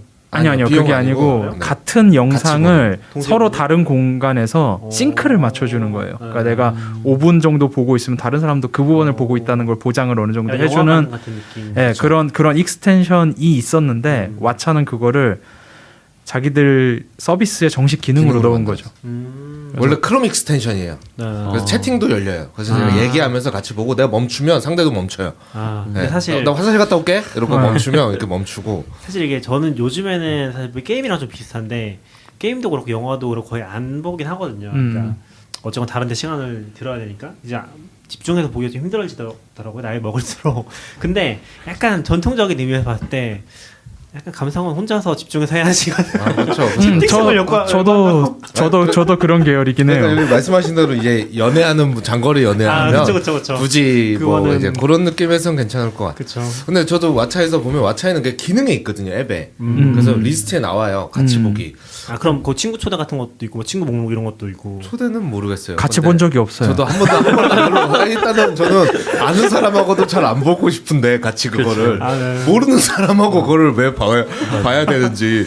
모르는 사람하고 보는 것도 있어요? 그것도 아니, 되는 것 그냥 같아요. 앱 기능이에요. 앱에 그래서 만약에 여기서 뭐 있죠? 요즘? 예를 들어서 이동진 같은 사람이 뭔가 본다 할 때 사람들이 들어가서 같이 볼 수 있는 거예요. 네. 그런 식의 걸 한 그래서 거죠. 그걸 같이 보기를 보고 있는 사람들이 나와요, 영화를. 근데 저는 영화는 모르겠는데 그런 건 좀 있었던 것 같아요. 뭐 예를 들면 요즘에 최근에 핫했던 게 스우파 같은 거. 아, 그러면은 막 네네. 커뮤니티별로 막 그런 스레드 같은 거 열려가지고 거기에 막 댓글 달면서 같이 막 보잖아요. 네네네. 그런 거는 뭐 이해는 가는 것 같아요. 뭐 야구라든지 스포츠도 재밌을 것 같긴 해요. 스포츠 같은 게 아무래도 제일 근데 좋겠죠. 약간 그런 건 실시간에 OTN 좀 없으니까. 그러니까 약간 유튜브 콘텐츠나 이런 스포츠나 방송 같은 것들 그런 데는 또 잘 맞긴 하겠네요. 보통 이게 그러니까 라이브에 딱 맞는 건데 그거를 이제 우리가 라이브가 아닌 컨텐츠를 라이브처럼 보게 만드는 거니까. 그렇죠. 약간 왓챠도 생각해보면 영화나 드라마에 가깝긴 하니까. 예, 그거를 이제 라이브처럼 하니까 거기에 채팅도 들어가고 이제 그렇게 된 거긴 한데 그거를 결국 이거는 공중파를 볼 때도 그 방송 시간을 찾아서 보던 사람들한테 익숙한 형태? 그러니까 저는 늘 다운받아 보고 항상 그 시간을 못 지키고 그랬었기 때문에 비디오 녹화해놓고 이제 녹화를 하든지 뭐 그런 방법을 찾으면 찾았지 뭔가 그 시간을 지키지 않다 보니까 저 같은 사람은 이제 이런 거를 잘 이해를 못 하기는 하죠. 그리고 약간 놓치면 이렇게 10초 전에 가서 다시 봐야 되는데 그래야 같이 보고 되는데. 있으면 불편하잖아요. 왜 돌리냐고. 아 맞아. 그것 때문에 오디오북을 못 듣겠어요. 오디오북을 엄청 집중해서 들어야 되더라고요. 그냥 라디오처럼 들을 수 있겠지 했는데 그게 아니야. 이게 너무 재밌으니까. 그래서 이럴 거면 책을 읽지 내가 이걸 왜 보통 오디오북은 자동차 운전하는 사람이 좋아하더라고요. 네. 네. 아, 근데 운전하면서 들어봤는데 이게 내가 너무 순간 집중되나요? 화면에 그 화면이래. 어쨌든 그 상황에 집중을 하는 순간 안 들리잖아요. 그럼 15초 돌리고 싶은데 인터페이스가 없으니까 아씨 어떡하지? 약간 제가 그거 놓치는 걸 좀 안 좋아해서 좀 그런 것 같기도 해요. 그렇군요. 애플 TV 너무 기대되긴 하네. 저도 한번 써보고 집에도 있으니까 기기가 필요한지는 잘 모르겠지만 아무튼 좀 써보고 또 얘기해보면 좋을 것 같아요. 네. 그리고 저는 애플 TV 이번에 들어오는 김에 다른 데가 좀 저렴해지지 않을까. 그것도 좀 기대하고 있고. 애플 TV 앱을 써보시면 넷플릭스는 애플 TV 앱이랑 연동이 안 돼 있는데 왓챠나 웨이브는 애플 TV 플러스 그 앱에서 왓챠나 웨이브 컨텐츠를 재생할 수 있게 세팅이 돼 있어요. 그래서 이제 그 앱만 열면 애플 TV든 뭐든 내가 구독하는 서비스들에서 내가 보던 거를 이어서 볼 수 있는 걸 애플 TV 앱에서 할 수 있게 돼 있거든요. 넷플릭스가 안 들어오는 이유는 역시 제일 사용자가 많아서인 것 같고 괜히 애플 TV 도와줄 필요 없으니까. 그래서 그런 활용도는 있는데 원래 이런 활용도는 별로 쓰임이 없죠. 일반적으로. 애플1 한번 찾아봐야겠네요. 어떻게 나오는지 보고. 지금 보니까 개인은 14,900원이고요. 가족은 29,900원. 사실 아케이드까지 쓴다고 하면 저는 가격적으로는 되게 괜찮고. 근데 막 그쵸. 아케이드 살 게 있나요? 몰라요, 안 해봐서. 저는 아케이드에 있는 게임 중에 하는 게 사실 게임들 리스트를 본 뒤 그렇군요. 네. 아니요 게임 리스트를 본 뒤 구독할 할만하게. 필요가 없다라는 걸 깨닫고 제가 게임하는 스타일이 아니다라는 걸 깨닫고 이제 안 하고 있고 애플이 그거 만든 거 자체 너무 의아하긴 했는데 뭐 굳이 이런 걸 근데 저는 아케이드는 구독하고 싶지 않았는데 애플 원을 한번 딸려 그쵸, 그쵸, 들어왔으니까 이제 또 굳이 그러니까 또 저는 안 이제 할 그 이유는 없는 거. 통합 상품에 넣어주는 쓸데없는 패키지 같은 느낌? 아 그쵸 그거는 뭐 당연한 거고 근데 저는 혼자 써서 이렇게 안 해봤는데 예를 들어 내가 아이클라우드를 뭐 200기가 뭐 맞아. 후렴님은 2테라 쓴다고 네. 하셨는데 그러면 이렇게 내 계정에 들어가면 총 2테라 중에 어느 정도 사용하고 있는지가 나오잖아요. 네네네 근데 이걸 가족과 쉐어하면 어떻게 돼요? 왜 누구는 500기가 이렇게 줄 수 있는 거예요? 아니면 아니요 그냥 그 용량을 다 같이 나눠 쓰는 그냥 것 다 같이 같았어요. 쓰는 그러니까 거예요? 저도 해보진 않아서 모르는데 그 설명이랑 이런 거 보면은 그냥 그 예를 들어서 제가 2테라를 결제한 뒤 난 50기가 쓰고 있는데 가족 중에 누군가가 1테라를 쓴다. 이러면 이제 내가 손해인 거죠. 아, 네. 근데 약간 그 구글 팀도 그렇게 하나? 잘 정확히 모르겠네. 구글 드라이브 그거 네, 팀. 그 엔터프라이즈용이요? 네. 그거는 이제 누가 몇 기가를 쓰든 상관없이 무제한이잖아요. 아, 그런가? 그렇군요. 그래서 애플 TV 이거 사신 건 HD죠. 그러니까 4K가 아니죠. 가지고 계신 게. 나오기 전에 예, 있었던 예, 거예요. 예. 저는 4K가 왜 필요한지 아직도 잘 모르겠어서. 그러니까 파운데이션을 보기 위해서. 아니요, 이것도 2K로 만들어진 아, 그래요? 걸 거기 때문에. 그러니까 이게 있어요. 영화나 드라마를 많이 보시는 분들은 제가 이런 얘기를 할 수 있을 때마다 하는데 FHD를 사세요. 왜냐하면 영화를 4K로 안 찍어요. 안 찍는다고. 아직도 안 찍어요. 왜냐하면 CG 입힐 때 돈이 너무 많이 들기 때문에 그냥 아직도 안 찍습니다. 우리가 뭐 어벤져스 정도 되면 4K 아닐까 하는데 전혀 아니고요. 약간 미래의 얘기라서 의미가 없을 수는 있지만 네네네. 머신러닝으로 4K로 만들어버릴 수 있잖아. 아 그게 그래서 4K TV랑 4K를 하는 애들은 다 그게 들어 있어요. 그거를 해줘야만 하는 상황이거든요. 어차피 그걸 보면 좀 더 구려지기 때문에. 근데 이걸로 그렇지 보면은 않구나. 네. 화질이 안 좋은 걸 봤을 때 진짜 안 좋아져요. 그러니까 이게 되게 애매한데 화질이 좋다 안 좋다 이게 공학적으로는 원본으로 찍힌 그대로를 보존하는 게 공학에서는 화질이 좋은 거예요. 그쵸 그쵸. 그러니까 노이즈가 많은 그렇죠. 필름은 노이즈가 많게 만들어야 돼. 네.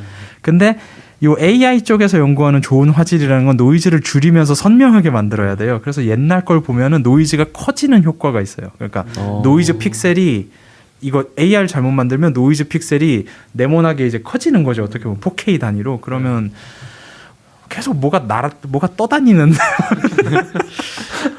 그래서 이거 잘 선택하셔야 되고 원본 화질이 일정 수준 이상이 안 되면 그러니까 플렉스 같은 거 쓰는 분들은 원본 화질이 안 좋은 경우도 꽤 있잖아요. 이 경우에는 AI 업스케일이 훨씬 안 좋아요. 그냥 그 경우에 아예 안 쓰는 게 맞고 오히려 이제 애플 TV 애플 TV는 좀 가능성이 있을 것 같아요. 얘네가 업스케일을 염두에 두고 영상을 변환했다면 좀 도움이 될지 모르겠는데 그런 게 아니면은 보통 업스케일이 제가 지금까지 경험해 본 거는 업스케일이 좋은 경험이 솔직히 한 번도 없었어요. 그 업스케일은 이제 애시당초에 낮은 화질에서 예, 예. 그 어플리케이션으로 그러니까 높여주는 거예요. 정확히는 화질이 좋은데 레졸루션이 낮은 애를 업스케일 하면 괜찮아요. 그쵸. 근데 그냥 화질도 안 좋으면 그냥 안 좋은 채로 보는 게 제일 좋아요. 그쵸 그쵸. 지금 애플 TV 4K만 파나 보네요. 우리나라만 그런지 모르겠지만 기기 구매 새로 구매하는 거. 지금은 그쵸. 4K만 팔아요? 지금 근데- 스토어 들어가 봤는데 근데 어차피 아. 애플 TV 4K라는 거는 그 단말이라서 그렇죠. 연결하는 거라서 HD 다 되긴 할 거예요. TV 그쵸, LCD도 팔긴 파는 것 같은데요. 아 그래요? 아 그래요? 19만 원, 19만 9천 원 이렇게 올라와 있는데요. 여기. 아 여기 있네요. 아 스토어로 바로 갔을 때는 안 보여주는군요. 야 이건 또 무슨 상술이야? 근데 사진으로 보면 이렇게 두껍나? 애플 TV HD? 애플 TV 앱 설치할 수 있는 버전 나오면서부터 되게 두꺼워졌잖아요. 그 전까지가 얇고 예쁘고 좋았는데. 근데 이런 게 어려운 것 같아요. 이게 애플 TV HD가 19만 9천 원이고 4K는 4만 원, 23만 9천 원인데 4K 사십시오. 제가 말을 잘못했네요. 의미 없지만 그래도 4만 원 아니요. 이왕이면 4K가 의미 있을 때는 아케이드를 하실 때예요. 3D 게임이라고. 게임이랑 이런 거 할 그렇구나. 때는 4K에 60 FPS가 의미가 있는 거는 게임 할 때예요. 영화를 볼 때는 24프레임이기 때문에 어차피 그거 뭐 60프레임이고 뭐고 다 필요 없고요. 영화를 많이 본다 하면은 그러면 이제 그냥 FHD 사도 만족도가 충분할 거고 근데 게임을 열심히 하고 그 게임의 그 디테일한 그 3D가 보고 싶다 하면 이제 4K 가야죠.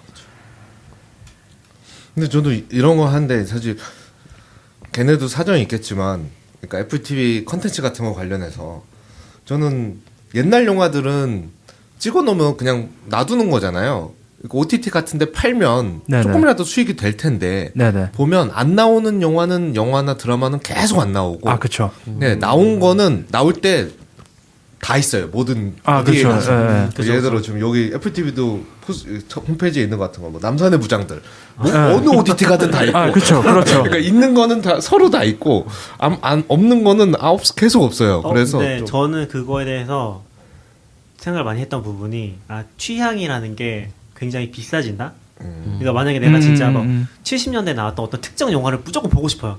구할 수 있는 방법이 없는 거죠.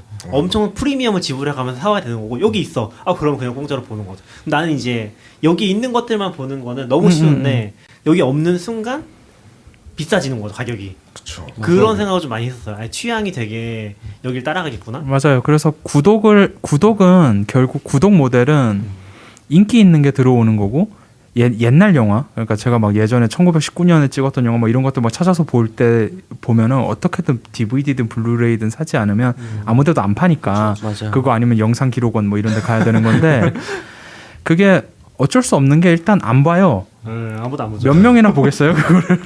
그거를 그럼 스트리밍 하는 업체 입장에서 살 이유조차 없는 거고, 아무리 싸게 사더라도. 네, 어차피 받았어. 유저가 1000만 명이야. 한 명 봐. 그러면 할 이유가 없잖아요. 그래서 그럼 이제 그 업체도 그거를, 옛날 영화는 대부분 필름으로 일단 만들어져 있는 상태이기 때문에 그걸 다 스캔해서 다시 디지타이즈를 해야 되는데, 그 비용을 낸 뒤 얘는 이제 선택을 해야 되는 거죠. 뭐 구글 플레이 스토어 같은 데서 이제 지불하는 방식으로 팔거나 스트리밍에 뿌리거나. 근데 스트리밍에 뿌릴 거면 그냥 다 뿌리는 게 돈을 제일 많이 버는 거니까. 그것도 생각나는데, 방금 복원이라고 해야 되나? 그러니까 그 디지털라이즈 네. 얘기하니까 생각난 건데, 전에 회사도 그거 했었죠. 만화책을 했었잖아요. 아, 네네네네. 근데 저는 그거 딱 보면 느낀 게, 한국에서 예전에 만화책 서비스하던 회사들을 보면은 공식적으로 스캔 서비스하는 화질이 진짜 안 좋거든요. 아, 그렇죠. 그러니까 근데 걔네도 그거밖에 없어. 음. 원본이 없는 상태에서. 그러다 보니까 그 화질 높일 수도 없는 거죠. 약간 책을 스캔하는 거죠. 그래서 그런 문제들도 있는 것 같더라고요. 그런 복원에 있어서. 그러니까 원본을 어떻게 보존하고 있느냐, 그쵸, 이것도 그쵸. 되게 중요한 건데. 심지어 보존하지 않는 경우도 진짜 많잖아요. 그게 그래서 디즈니가 대단한 거예요. 디즈니가 진짜 이제 디즈니까지 들어오면 이것도 가입해야 돼. 맞아. 다음 주인지 다다음 주인지 그래요? 벌써 11월 들어와요? 14일인가? 그때 아니, 디즈니 맞아요. 들어올 거예요. 네. 디즈니는 마음의 결정을 하지 못했어요. 아예 우리 컨텐츠 관련된 얘기를 한번 하는 게 그러게요. 좋을 것 같아요. 이제 또 한 번 격전이 되는 느낌이긴 하네요. 네. 그러고는 애플도 이제. 진짜 안 들어올 줄 알았는데 저는. 저도 안 들어오고. 근데 애플이 깜짝 놀랐어요. 요즘 행보를 보면은 결국은 애플페이까지 들어오지 않을까 싶을 정도로. 너무. 저 애플페이만 진짜 들어오면 좋겠어요. 근데 삼성페이- 막상 들어오고 나면 이럴 수도 있어. 애플페이 들어오려면 또 카드 사랑도 뭔가 있어야겠죠? 그런 것도 있고, 사실은 지금 애플이 NFC 기능이 있는데 이걸로 이제 도어락 여는 거 이런 것도 좀 어렵잖아요. 얘는 이제 얘네 송출만 하는 케이스였나? 뭐 정확한 방식을 모르겠는데, 그런 것도 이제 정식이 되면 아마 지원하는 것도 좀 생길 거고, 그럼 좀 괜찮아지지 않을까 싶기도 하고요. 그러니까 그런 건 빨리 되면 좋겠네요. 근데 팀 쿡이 되고 나서부터 사업 다각화랑 틈새 시장 이런 거, 팀 쿡이 가장 열심히 연 틈새 시장이 색깔, 맥북 색 넣기 뭐 이런 거 막 하니까, 골드. 네, 막 그런 거. 이번에 홈팟 미니도 색깔 5개 나와가지고 그래요? 오, 예쁘게 잘 뽑았는데 이러면서. 근데 약간 항상 그런 생각 들어요. 아이폰 사면은 또 아이폰 13 미니 샀는데 어차피 케이스 씌울 건데. 그렇죠.